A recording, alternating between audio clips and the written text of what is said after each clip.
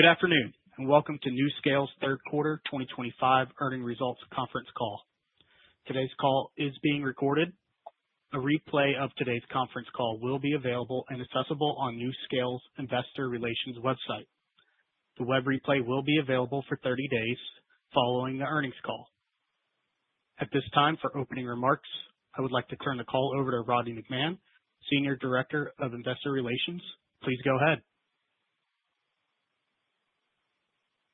Thank you, Operator.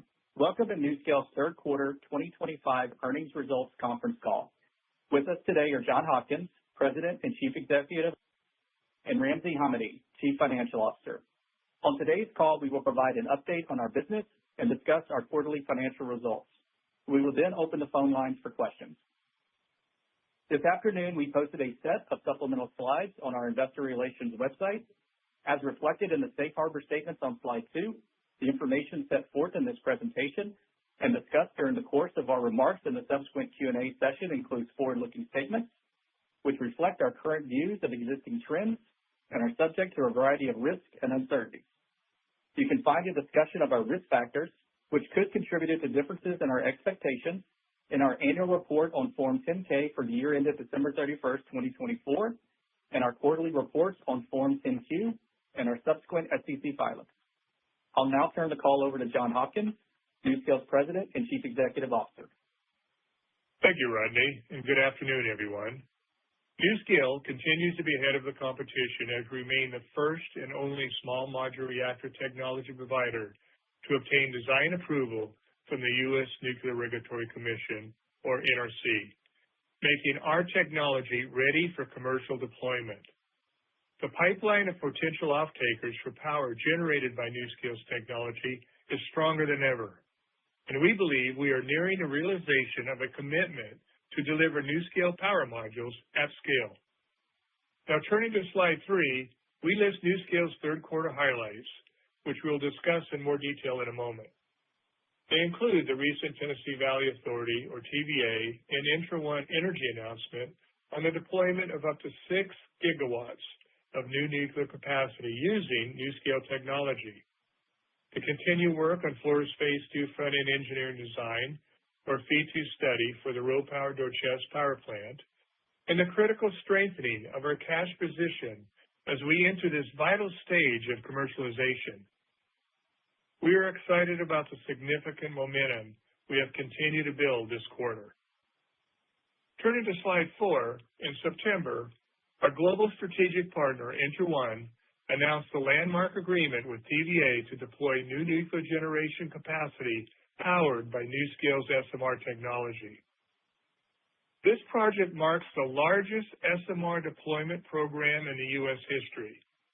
It contemplates capacity of 6 gigawatts, which represents a total deployment of approximately 72 NuScale power modules and up to 6 Entra1 energy plants in the TVA territory, which covers all of Tennessee, portions of Alabama, Mississippi, Kentucky, Georgia, North Carolina, and Virginia. To put it in perspective, that is enough electricity to power the equivalent of the entire Dallas-Fort Worth metropolitan area. NuScale is excited to support the development of new nuclear generation capacity in the U.S. in partnership with Entra1 and TVA.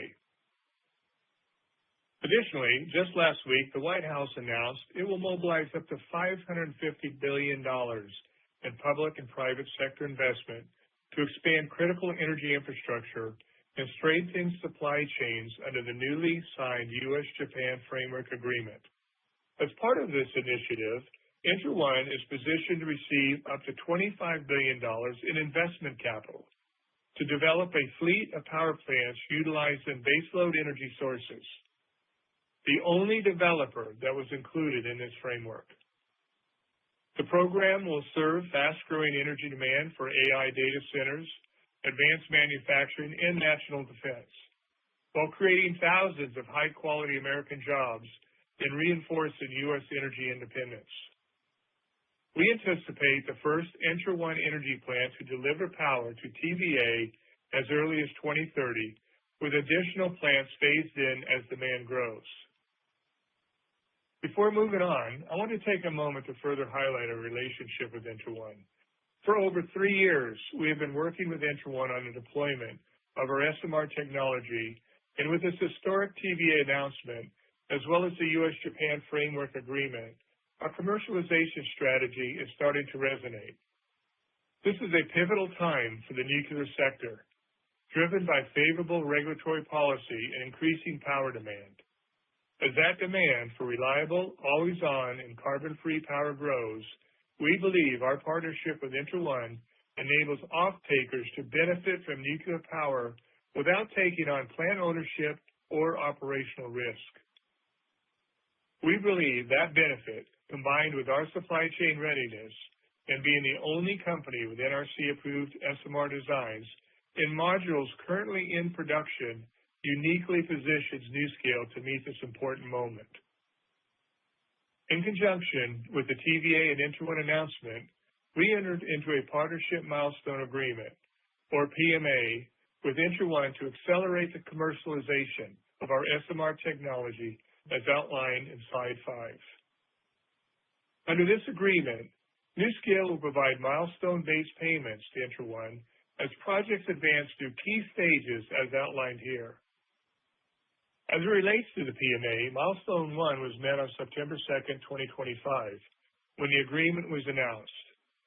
Ramsey will discuss this milestone later in the call, but I want to take a moment to explain a little bit more about the milestone payment structure. These payments reflect project costs that NuScale would typically incur later in the process, such as development, project management, and other services. By accelerating these payments, we are helping ENTRA1 reach key milestones more quickly, unlocking financing and speeding up construction. We believe this upfront commitment secures NuScale's technology as a foundation for the largest planned SMR program in U.S. history, with a marquee energy off-taker in the form of TVA. As we lay out Slide 6, establishing a PMA was a strategic decision to catalyze commercialization, motivate our supply chain to invest, facilitate multiple projects, and accelerate the deployment of NuScale's technology. Looking ahead, this model is designed to be repeatable and scalable. We will discuss specifics in a moment, but it's important to note that our PMA with ENTRA1 is a template for additional projects, both in the U.S. and globally. And since the TVA and ENTRA1 announcement, we collectively have seen a strong uptick in interest from other potential off-takers who want to deploy SMR solutions, as well as from our supply chain partners eager to support the commercialization of our technology. Turning to Slide 7, with the 77-megawatt uprate now successfully approved by the NRC, our regulatory license affairs team has shifted its focus to the Combined Operating License Application, or COLA, management process to ensure the effective commercial development and deployment of NuScale's SMR technology at multiple ENTRA1 power plants. For background, the COLA builds on the NRC approval NuScale already has. It is submitted by the customer and includes site-specific information. It is an integral step in bringing full-scale commercial nuclear power plants that will provide safe, scalable, reliable, and carbon-free power to market. We believe no company is more familiar with the licensing process for SMR technology than NuScale. Not only do we have an in-depth technical knowledge of SMR plants, but we have over 10 years' experience successfully navigating regulatory licensing processes and proven pre-application NRC engagement strategies. We believe this expertise makes NuScale uniquely qualified to lead COLA development, and we are eager to take this next step towards deployment. Moving to Slide 8, NuScale continues to work with Fluor to support RoPower's goal of developing and deploying the first SMR power plant in Romania at Doicești, the site of a decommissioned coal-fired power plant. While the coal plant itself is now entirely removed, supporting infrastructure such as roads, switchyard, and grid connection remain intact for repurposing as RoPower works towards deploying nuclear capacity. The project continues to generate revenue and positive cash flow for NuScale in connection with the Fluor-led FEED 2 study. As this critical work on the RoPower project continues, we're also working with Fluor to obtain their input for a final investment decision expected in late 2026 or early 2027. Before I hand it over to Ramsey, I want to take a minute to comment on the market tailwinds we see for NuScale. We all know the challenges and the opportunities facing the U.S. and global energy system. Demand for reliable, always-on electricity is increasing, and the key sectors of the U.S. economy is driving it. Industries like data centers, AI, advanced manufacturing, and critical infrastructure, along with the broader electrification trend. These sectors are expanding at a pace we have not seen before, and they require power that simply cannot go offline. And NuScale is uniquely positioned to provide the power these industries seek by being the only technology approved to provide behind-the-meter power. At the same time, the U.S. is focused on strengthening its energy independence, ensuring grid stability, and supporting economic growth in regions that are attracting new investment and high-value jobs. Utilities and industry leaders are looking for solutions that deliver on reliability, scale, and long-term value. We believe NuScale's SMRs can deliver on these needs. The project involving NuScale, Entra1, and TVA demonstrates this. And that is why it is so significant, not just for our company, but for the entire nuclear community. And NuScale, as the leader in this space, could not be better positioned to meet other off-takers' needs, both in the U.S. and around the world. Now over to Ramsey for the financial update. Thank you, John, and hello, everyone. Our financial results are available in our filings, so my focus will be on explaining major line items, which can be found on slide 9.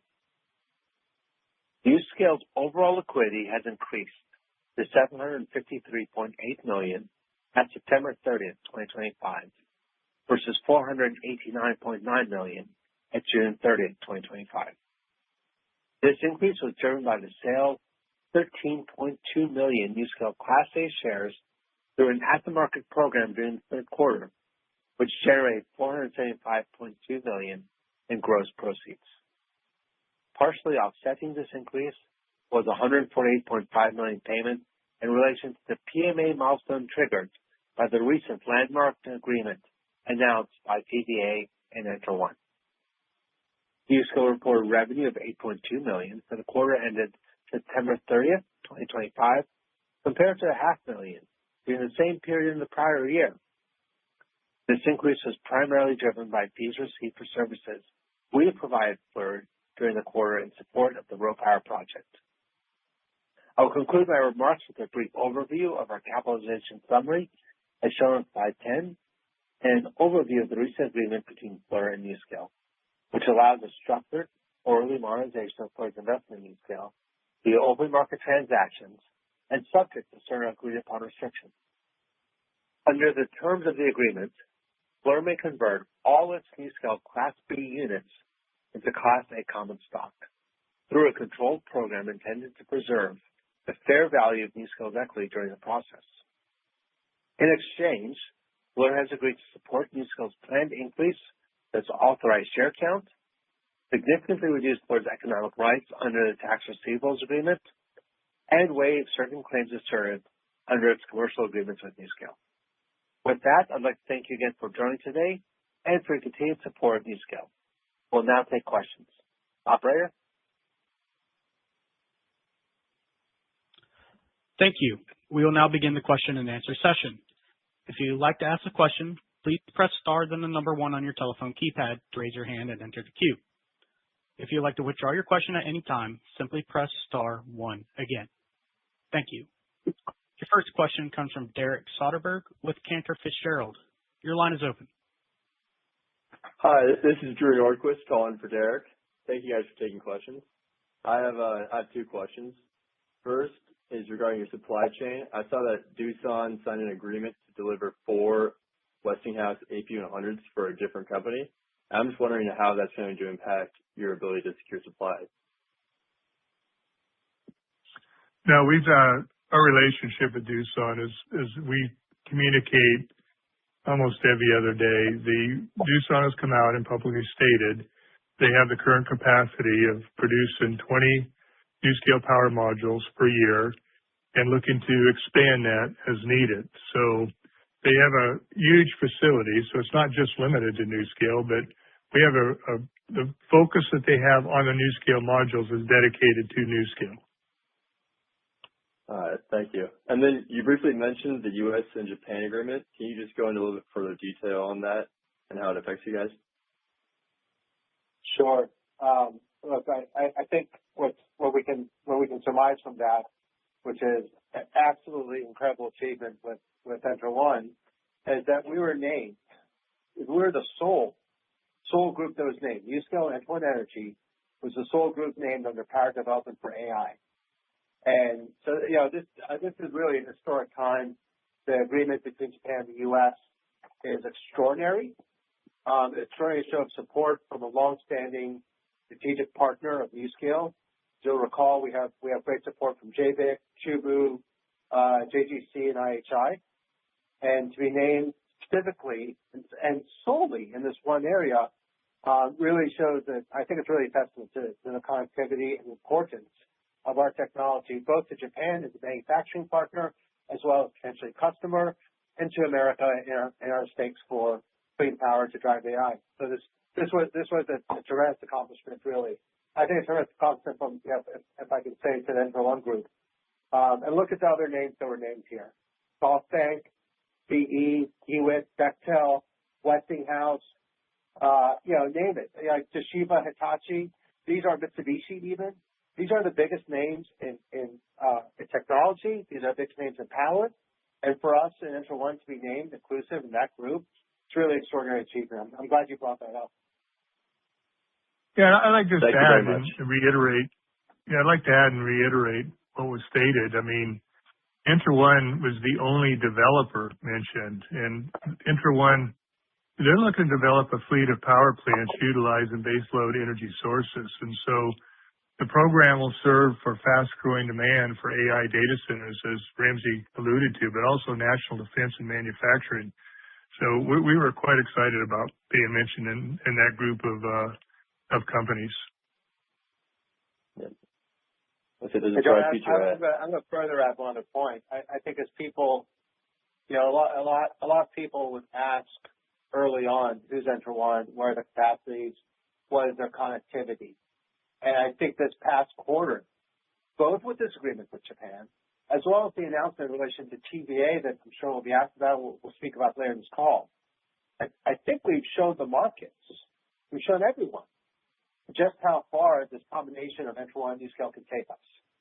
And so this is, again, I think the details are still emerging of this, but really to turn out an accomplishment, we're super proud and we're grateful to be included in this. Well, thank you, guys. Your next question comes from the line of Eric Stein with Craig-Hallum. Your line is open. Hi, everyone. Thanks for taking the questions. Can we just start? Hey, can we just start with the TVA setup you've got? I mean, just to be clear, because I've taken some questions and it's clear that some people are a bit confused by it, but we should view this as this is a very critical step towards getting to your goal, which is a firm agreement by the end of 2025. This isn't necessarily that step, but it is a great indicator that you've kind of got all of the pieces in place, and now it's about getting that PPA signed. Is that right? Yeah, that's correct. I mean, I'm sorry. Go ahead, Ramsey. No, go ahead, John, please.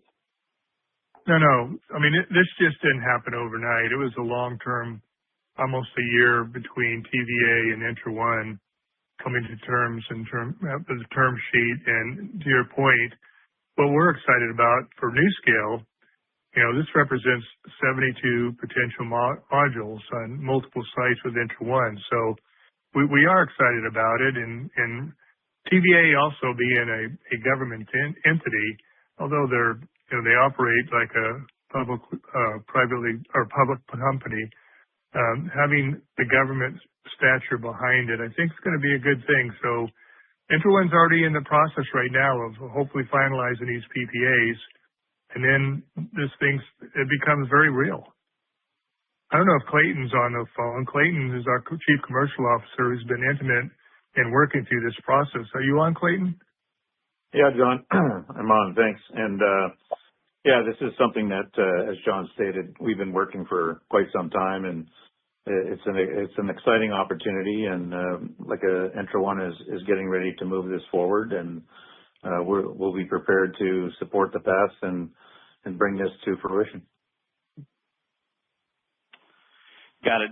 Very exciting, no doubt. So we'll stay tuned on that. And then maybe just on the agreement that you announced today with Fluor, just on the monetization.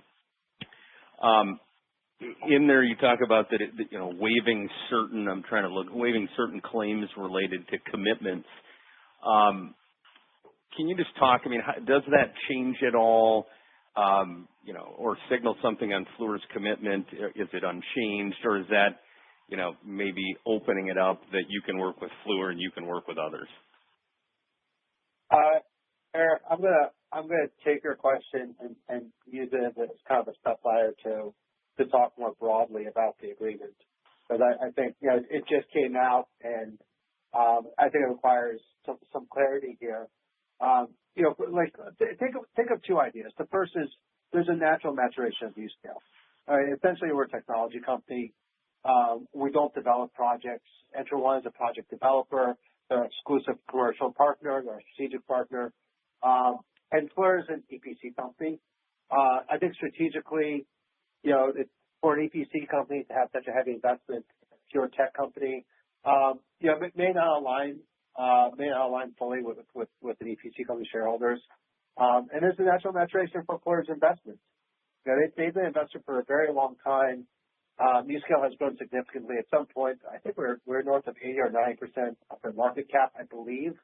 And look, we're all market savvy here. We understand that different investors have different objectives. NuScale investors have seen, like a 15x return since our lows over the past 2 years.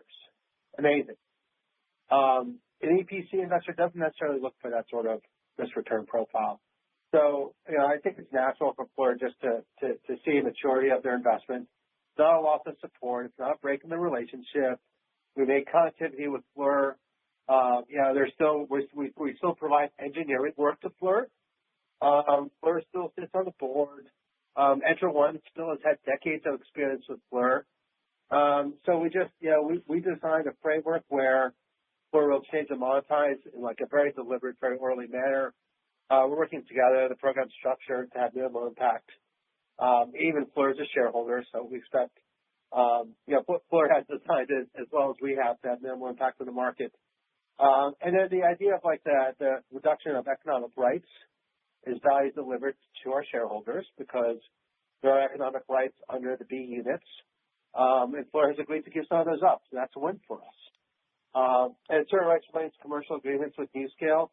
I think it is a release of certain obligations of NuScale in relation to some EPC work. But again, as we've evolved, we're not really developing projects. So it's just a logical outcome of this. No, that's great. I mean, that's kind of how it read, but just wanted to confirm. So I appreciate it. Thank you. Yeah, thank you. Your next question comes from Leanne Hayden with Canaccord Genuity. Your line is open. Good afternoon, everyone. Thanks so much for taking my questions.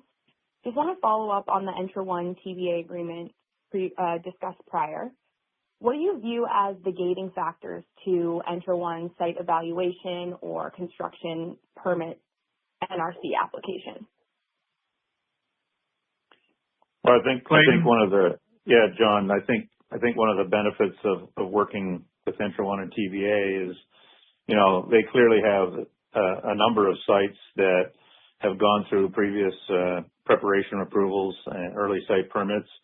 So that falls in well with the strategy of focusing on tier one sites to move forward. So I think the evaluations that I've seen and participated with Entra1 and TVA, that we have a clear view on which sites make sense to progress, and the benefit is that TVA is well suited to support that. Okay, thank you.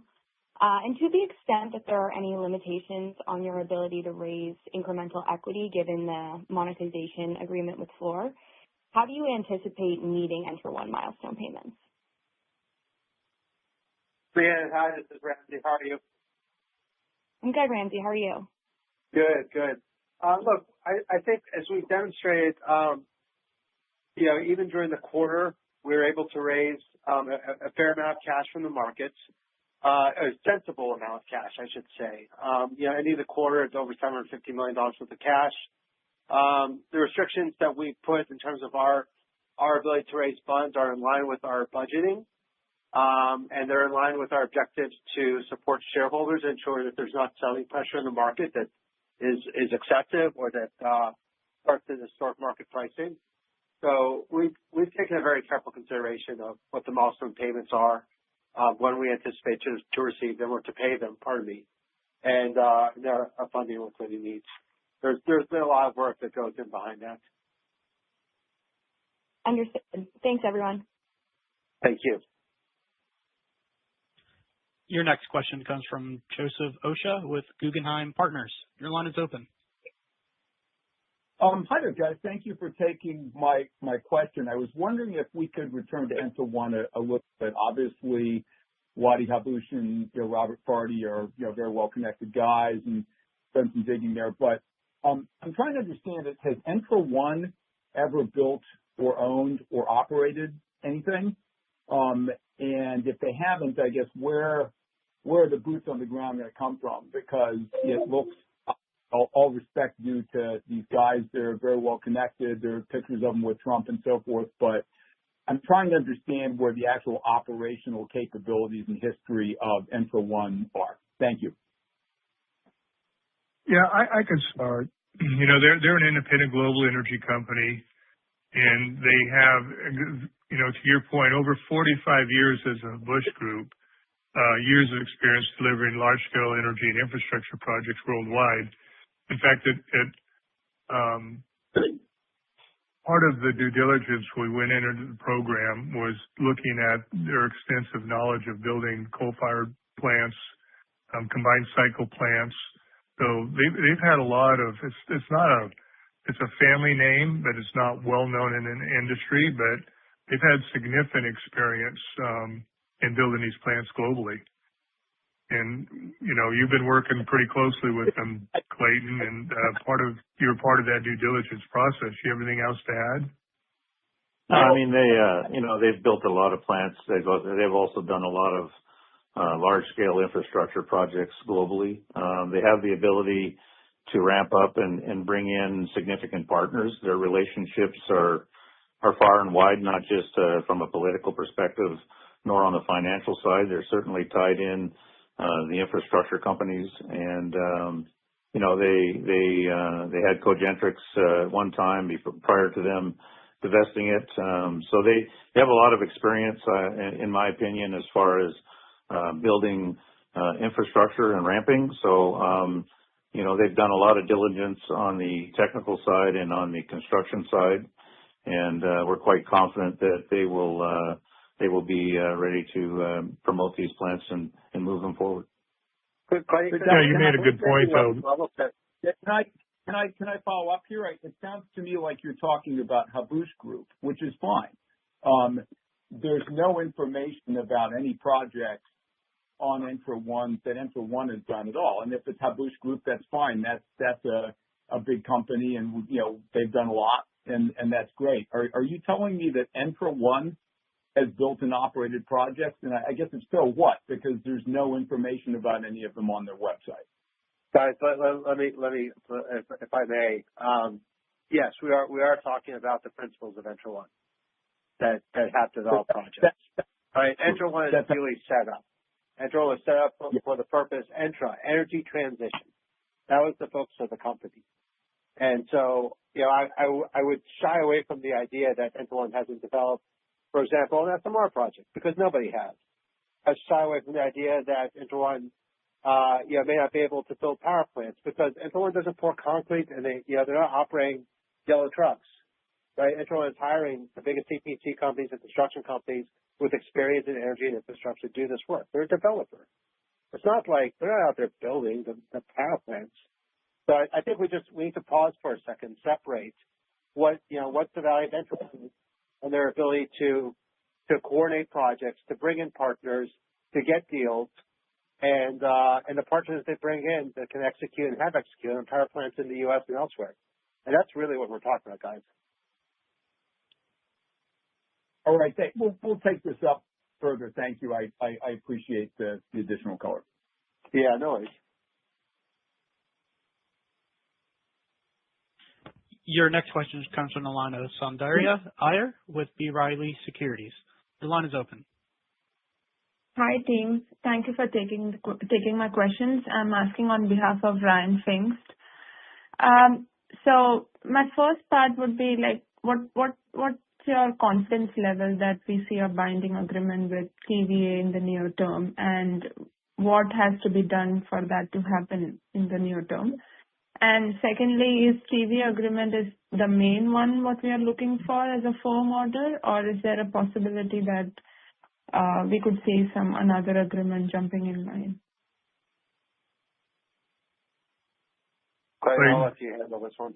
Well, I think there's limited information we can provide on the details of where they are contractually, but we're very confident that things will move forward in a timely manner, and we're excited about it. And also, in addition to what they've announced with TVA, their pipeline is fairly robust, and we anticipate to see some other things coming in the near-term future, and some of that is probably aligned with some of the reasons mentioned earlier around the Japan deal. So we're confident that ENTRA1 will be moving forward with some other announcements. But regarding TVA, all we can really say is that they're trying to finalize their documents and agreements at this point. Yeah, there was a few weeks ago, it was at the Combined Nuclear Energy Institute, American Nuclear Society. There was about, 1,600 people there. And we were on stage with the CEO of TVA, Don Mall, myself, and the CEO of ENTRA1. And, we kind of walked through the process of TVA, and the CEO of TVA was very bullish on wanting to get nuclear. And they're working with other companies, as you know, as well. But bottom line, we're still the company that's near-term deployable. And we can, in fact, we are the only company that can do behind the meter. And we've gone through the NRC process. So if you want to expedite, and if this administration wants to move quickly, it's with NuScale. Got it. No, thank you. Thank you for the color. Just to follow up on the financing question asked earlier, so once you hit the milestone 2, could you give some color on your avenues to finance these payments, especially as they become greater in size? I think it's 35%. We have a number of avenues to finance the payments. We have cash on hand. We have capital markets activities, and it is our expectation that soon we'll have revenue producing activity. And so I don't think we're very concerned about the ability to finance this. I think for us, it's more the idea. But the overall idea isn't how we finance the partnership milestone agreement. That I think we can see a way to, and people who follow us, who understand our movements in the market, who see our capacity to raise funds, understand that. I think the important part of the partnership milestone agreement is that this is a catalyst. The money that we're investing here is a catalyst to commercialization. This is pushing projects forward. And so, how do we fund the PMA payments? Well, it depends how many SMRs are in a PMA. If it's 12 or it's 24. the maximum within that bucket before it moves to OEM is 24. Can we fund the 24? Yeah, we can absolutely fund it. We can fund it off our balance sheet today if we want to. Yeah, that makes sense. Thank you, guys, and wish you luck. I'll turn it over. Thank you. Thank you. Your next question comes from Dimple Gosai with Bank of America. Your line is open. Thank you. Good evening, team. Could you please help provide some clarity on how many of those 6 gigawatts under TVA are likely to reach a binding milestone under your partnership agreement, and what are the expected timing and economics for NuScale? And then the second part to that is, have any payments been made today to recognize, and how do you envision recognizing revenue and cash from Entra1 milestones across 2026 to 2028? Thank you. Clay, you want to take the first part of that? I'll take the second. Well, I didn't understand. I didn't catch the very first part. So, how many of the six projects do we hope to achieve with TVA, and what time frame? I think the answer would be all 6. Yeah. Correct. Time frame. Maybe you can provide some insight into what you think of the development timeline. I think as we mentioned earlier in the call that we're looking at timeline as soon as 2030 for COD on the first plant, and then a follow up thereafter. But yes, the intention is to fulfill the full 6 gigawatts. Yeah, and don't forget, we've already got 12 modules under production for the first plant, which is, hopeful by the end of the decade will be COD, as Clayton said. That, each of these plants are 12 module plants, which, ultimately represents 72 modules,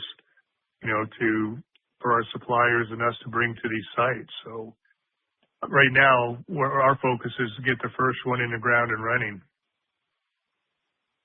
And Entra1's working on what that model layout is, and that's, they'll reveal that to us at the appropriate time. Yeah, in terms of our accounting treatment, I think a precise explanation of how we have accounted for the first set of payments. So stage 1 of the PMA agreement, it's included in our 10Q under our accounting policy. And there's more details about the PMA, and I think that's better for you to refer there. I will say that it's an expense as it shows up as an expense in our income statement. PMA payment 2, TBD. I think our preference obviously is to capitalize that into expense, but that's TBD, and we'll figure it out when we get to the PPA, and we'll determine what it looks like. We'll determine what the appropriate accounting treatment is. I think on the third stage of the milestone payments, the OEM agreement, I think we're fairly certain there of our ability to capitalize those expenses, which will then be deducted from future revenues. But again, I would refer you to the Q to just take a look at our accounting policies and how we've analyzed the first PMA payments. Terrific. Thank you. Your next question comes from the line of Brian Lee with Goldman Sachs. Your line is open. Hey guys, good afternoon. Thanks for taking the questions. Hey Brian. Hey, how's it going? I know a lot of questions around this, Entra1 TVA. So apologies in advance because I have a few more. So the agreement here is targeting 6 gigawatts, and it looks like based on the first milestone payment you made this quarter, you're targeting the full 6 gigawatts.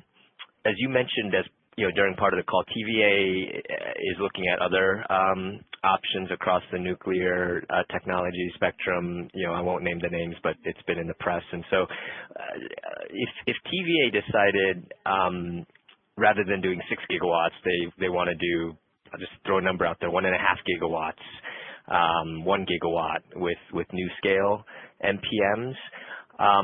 Do you get that money back from Entra1, or does it roll over to another development? Like you're paying basically for 6 gigawatts on a non-binding basis, but what happens if they never take that to fruition and get to PPA on the full 6 gigawatts? Yeah, Brian, it's a great question. And so the payments would roll into the next project that those term sheets not materialize into a PPA agreement. It's not like it's money out the door, it's money gone. That money kind of stays in the system. And I think another important concept here is that once we start the machine, and once you have continued movement from term sheet to PPA to OEM, as we expect, as we commercialize, as we scale up, you'll start to see those payments kind of rolling through, and they'll almost become self-funding through projects. Because that's really what it is, Brian. It's like we develop a technology, we manufacture, an SMR. ENTRA1 is a wholesale distribution partner, and they place those SMRs into projects. And so these PMA payments, these are all just baked into the business plans, baked into the economics. Really, this is a question of timing for us, rather than a question of like absolute, financial impact. So by forwarding the timing of some of those payments, by forwarding that to ENTRA1, it allows them to commercialize faster, allows us to catalyze like this, this progress, this great momentum that we have. And ultimately, we say this firmly, we think this is in the best interest of shareholders to push this forward. Yep, understood. That makes sense. Second question I had was just,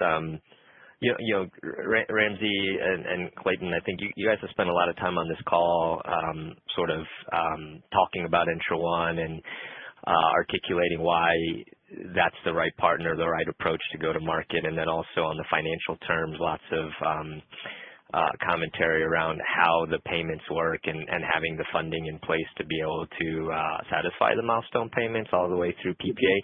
I guess the big question that we all have on our mind is, when does NuScale get paid from ENTRA1? And I would presume it's at PPA, but if you get to PPA on the 6 gigawatts based on, again, you said it's in the queue, there's over $3 billion of payments you will have paid to ENTRA1 over the course of all these milestone payments to get to PPA. So my simple question would be, when you get to PPA and you get into an equipment agreement with them, do you anticipate you'll get $3 billion on day one to pay that money back, or is that a ratable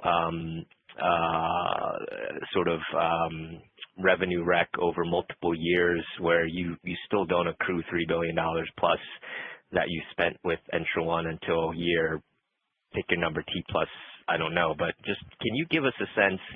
I understand the milestone payments, that's specified in very clear detail. How are you guys going to monetize this, and what's the timeline for at least recapturing the $3 billion plus you would have paid to ENTRA1 by that point in time? Yeah, Brian, I'll give you a partial answer, and maybe Clayton can hop in as well. I think the example of getting 6 gigawatts worth of SMR orders immediately or within a very short period of time, aspirational, incredible, probably not a likely outcome, even just given supply chain and capacity constraint, our ability to deliver SMRs. It's not to say that we don't expect to get every single one of those, and we hope to, but it's not going to happen all at once. When we talk about the PMA payments, I think that we can discern between some of the early stage PMA payments, like the term sheet and term sheet and PPA, versus the OEM payment. And I think on the OEM payment, that will be a net cash positive for NuScale, because as money is owed in relation to an OEM contract that we receive, the final stage of that PMA in relation to an SMR, we also receive money for production. And so I would kind of cut in half what they anticipate the actual cash out, because we anticipate netting a third milestone payment. So just to say, yeah, like when you look at an overall scale, like do we pay out $3 billion if we're going to need an order for 72? Probably not, because we do think that there's an effect on the third payment, and we think that the orders will come in stages, Brian. As I said, once that engine starts running, once we start moving projects through the pipeline, SMRs through the pipeline, those PMA payments will become self-funding. Okay, understood. We'll follow up on Was that clear for you? Yeah, no, I mean, we're all searching for more details, but we'll take some of this offline. Thank you, Ramsey. Sure, of course. Your next question comes from the line of Mark Bianchi with TD Cowen. Your line is open. Hey, thanks. I guess, and you kind of talked about this earlier and then mentioned it in the conversation just now with Brian, that like the first projects that move towards this next milestone of a PPA wouldn't be the full 72, but maybe it's 12 or 24 modules. And I mean, first part is maybe just correct me if I'm understanding that incorrectly. And then the real question is, how does Entra1 anticipate entering into a firm PPA agreement with TVA if the cost might be a bit of a moving target? How do they? That's a kind of a classic challenge with all of these first of a kind projects. So I'm just kind of curious how that's being addressed.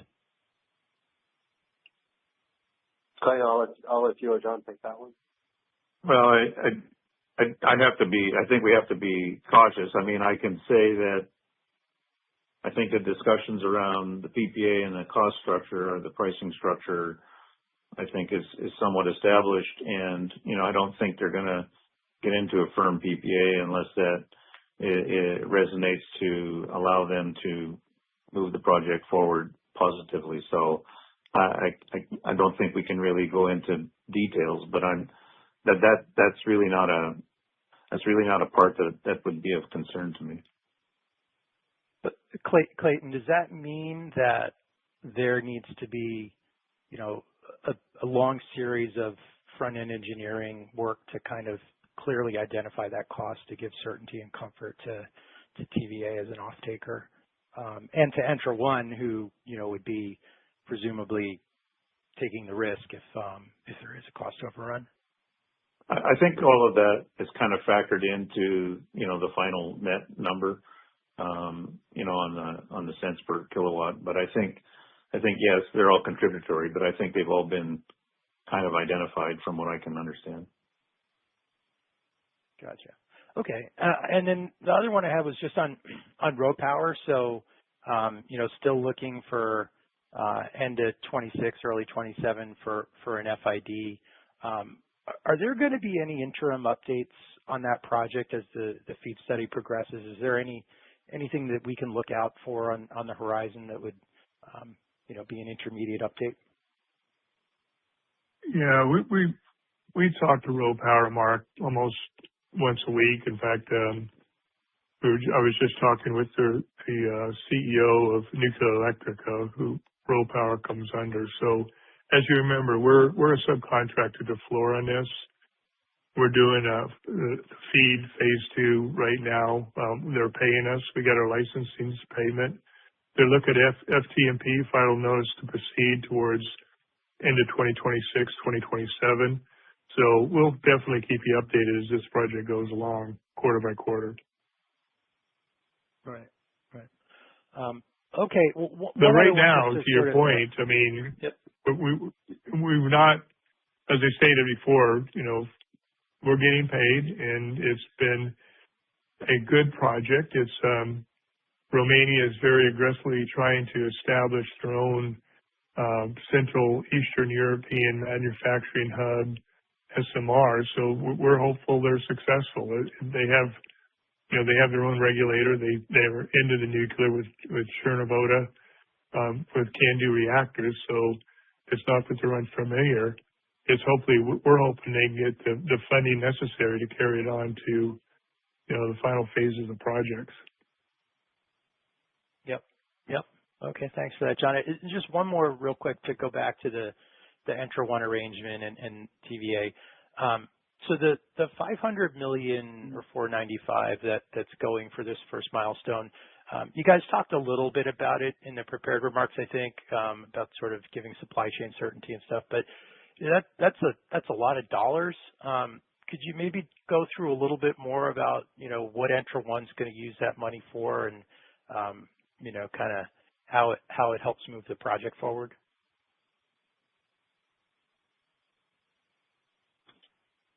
Sure, I can answer that. I think the short answer is that ENTRA1 pushes that money into project development. So I don't have a source that uses to share, but we know that ENTRA1 has pushed forward with this term sheet. There's 6 projects to develop. There's sites that have been named. There's early work to be done. So a lot of that just goes into catalyzing the commercialization of our technology. It's not. We're not sitting there and we're not sitting there and kind of taking like a fine-tooth comb to the spend, except that the spend is towards projects. It's towards the development of our projects, and I think this is the most critical thing for NuScale is to forward these. Right? We know that ENTRA1 has done a lot of work here. They put a lot of effort into these projects. They continue to put a lot of effort. First dollars in are very, very difficult and very challenging to get, and this is supporting of the commercialization. I think that's, and so you've developed more nuclear plants than I have, so you probably can articulate how what the early development looks like better than I can on this one. I think you stated it well. I mean, there's 6 projects, up to 6 projects, and there's a lot of front end work that needs to be done. So, it's all to catalyze and move this forward. Yep. Okay, guys. Thanks so much. I'll turn it back. Great. Thank you. Your next question comes from Vikram Bagri with Citi. Your line is open. Good evening, everyone. I wanted to follow up on a few questions asked previously. Obviously aware of the principles at ENTRA1 and their standing in the industry, but the entity itself is new and appears that the entity does not have much in terms of assets as of yet. And as you're aware, nuclear deals are complex. So if for any reason this deal doesn't go forward, or so to say, this plays devil's advocate, this corporate marriage ends up in divorce, how do you protect your interest? The payment you're making is quite substantial, $500 million. Are there any safeguards in place to protect your interest if things don't go as planned? Is there anything in place to sort of like safeguard or protect that payment? Yeah, look, I'll tell you, yes. Are there safeguards? Absolutely. The money that we put out now for the term sheets in relation to TVA will roll into other term sheets for other projects should TVA somehow disappear. Right? But I still struggle, and I guess the market continues to struggle with this idea of who ENTRA1 is and what they've done. Right? There was so much questioning about the ENTRA1 team, about the principles of ENTRA1, the backing of ENTRA1. And now they come out and they signed a term sheet for 6 gigawatts, 5.5 gigawatts of power with TVA, with the U.S. government. And we're still getting these same questions. And then they go and they secure with the Japanese, they secure a place in this tremendous, this landmark Japanese investment into the U.S. We were the sole group, ENTRA1 and NuScale. We're the sole group that was named under this. Right? There's one, like number 2. If you look at this joint fact sheet, number 2, power development for AI, NuScale, ENTRA1 Energy. At what point, and I'm asking our analyst group collectively, at what point do you stop doubting this partner? Whether TVA, 6 gigawatts, a term sheet signed, a place with the Japanese government, named for investment. Let's come back to reality, guys. We picked a partner. We picked an amazing partner. The partner has delivered and is delivering, and yet we're still questioning what if. we're committed to the partner, and the partner has done a great job. I think we need to recognize that. Sure, Ramsey. I'm asking because it's just good corporate practice to protect your interests and put safeguards in place.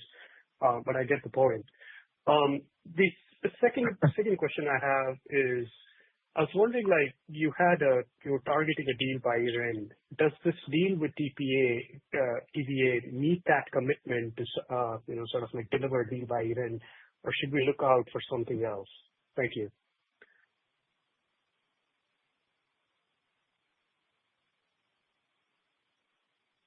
John, Clayton, I'll let you guys answer that. I didn't hear the part of the question. It was muffled. I was asking you were targeting a deal by year-end. If the deal or announcement with TVA meet that commitment, or should we look out for another deal by year-end? Thank you. So I think we're still looking at the construct of the deal when it gets signed and how that contributes to our classification of a deal by the end of the year, and we're kind of working through that right now. So.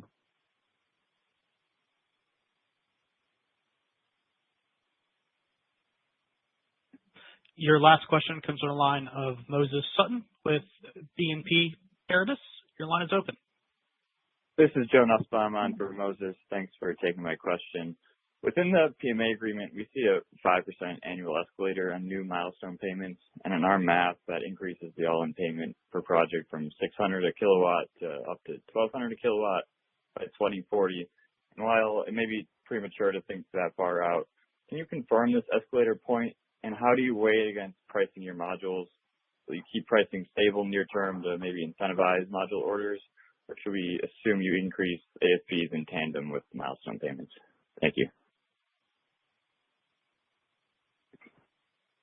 I'll weigh in, and Clay, you can as well. I think projecting out to 2040 is probably a bit of a long projection in relation to where we're selling modules for. I think the escalation is like it's an inflationary plus is the escalation. Where we see the cost of production of our modules, I think would be the right question, because as we're looking at margins, for us, we believe that the cost of production is going to go down as we go from first of a kind to producing, in the case of TVA, potentially up to 72 modules. But really, much more. So, we view this as kind of a very positive idea where we bring down our costs while we have an escalator to our pricing. We're always going to keep pricing in line with what is necessary to be commercially competitive in the market. But this is a great deal for NuScale, right? We all know when we go from first of a kind to nth of a kind, we bring down production costs. When manufacturing gets better, it gets more efficient. We optimize the supply chain. So I think that was a big win for us.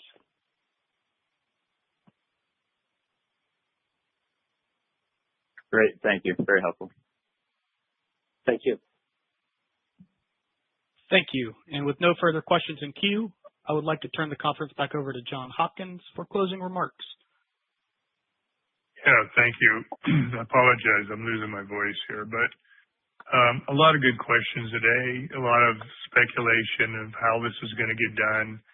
I think Ramsey made a good point. It just was an arbitrary that TVA picked ENTRA1 NuScale in a 6 gigawatt potential. It wasn't just hit or miss that, in the Japanese framework, $25 billion is allocated for a developer that we're working with and our exclusive partner, ENTRA1.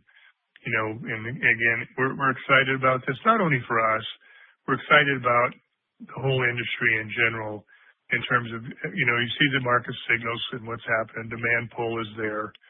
So, we're excited about it. This next quarter, hopefully we'll have a lot more to report. I'm a proofs in the pudding guy, and I can tell you there's a lot of effort and work that's gone into where we are today.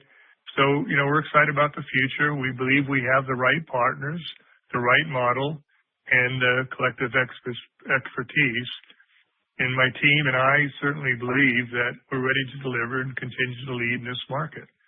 I really would like to thank you all for participating today. And until next time, thank you very much.